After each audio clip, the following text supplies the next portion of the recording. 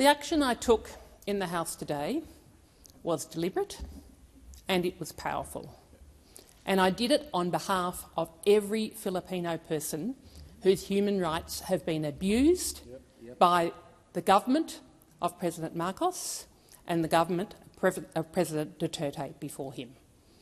I was appalled that President Marcos was given the opportunity to address our parliament today, the privilege to address our parliament today.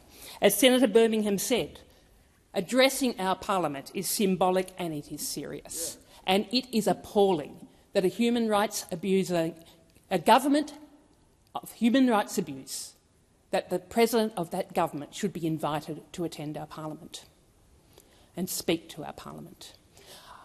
I took this action after having discussions and correspondence with many Filipinos in Australia, from the Australian Coalition for Human Rights in the Philippines, for the for Philippines Human Rights Network.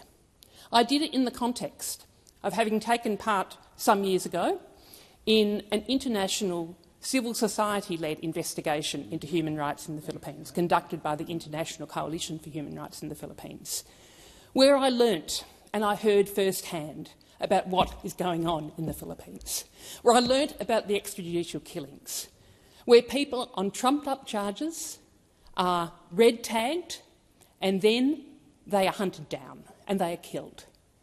It is appalling, as I say, because of just what a privilege it is to address our parliament that President Marcos was invited to do so. I am struck by I'm having a censure motion moved against me for abusing parliamentary rights, when human rights did not rate a mention, when both the Prime Minister and the Leader of the Opposition in their speeches today did not mention human rights at all. They are completely whitewashing, sycophantic towards the President. They are even trying to whitewash the legacy of the Marcos's father, the former dictator Ferdinand Marcos.